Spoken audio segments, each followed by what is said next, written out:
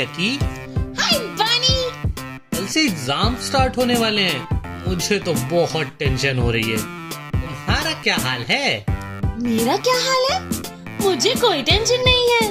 मुझे पता है मैं फर्स्ट ही आऊंगी। ये तो बहुत अच्छी बात है, तुम्हें खुद पर इतना कॉन्फिडेंस है। लगता है तुमने पहले से ही तैयारी कर रखी है।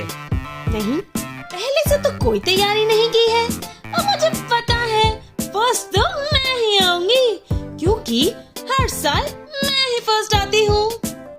टकी, ये तो बहुत गलत बात है। हर बार फर्स्ट आती हो तो जरूरी नहीं कि इस बार भी फर्स्ट आओ।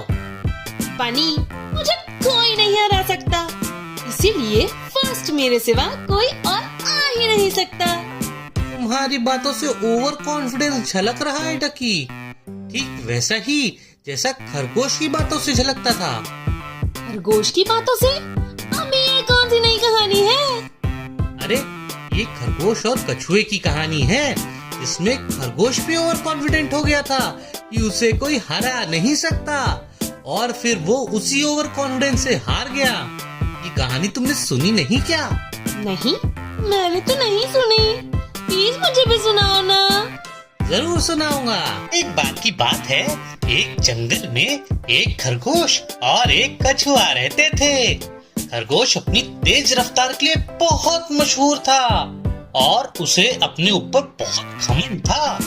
वहीं दूसरी तरफ कछुआ धीरे धीरे चलने वाला पर बहुत मेहनती था।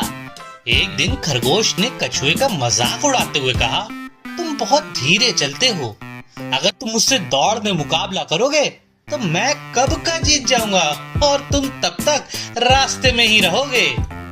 कछुआ ये सुनकर शांत रहा, लेकिन उसने सोचा कि क्यों ना खरगोश की चुनौती स्वीकार की जाए। कछुए ने कहा, चलो हम एक दौड़ लगाते हैं और देखते हैं कौन जीतता है।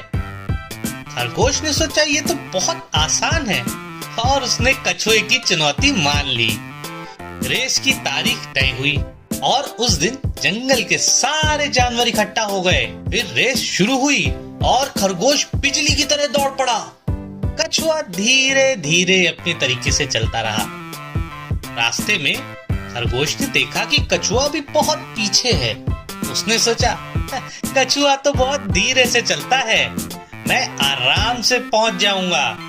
उसने एक पेड़ के नीचे बैठकर सोने का डिसाइड किया और खरगोश आराम से सो गया।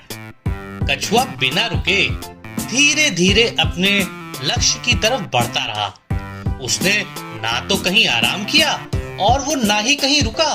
पर जब खरगोश की नींद खुली तो उसने देखा कि कछुआ लगभग अपने डेस्टिनेशन माने लक्ष्य की तरफ पहुंचने वाला था।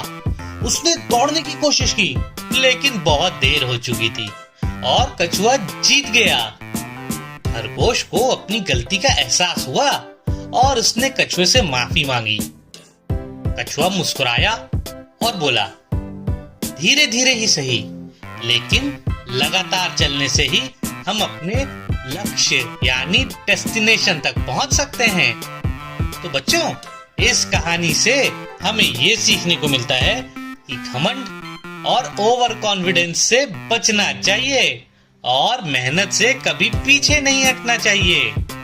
तो बच्चों, उम्मीद है कि आप सबको हमारी कहानी पसंद आई होगी और आपको इससे बहुत कुछ सीखने को भी मिला होगा। अगर आपको हमारी ये कहानी पसंद आई तो हमारे इस वीडियो को लाइक जरूर कीजिएगा।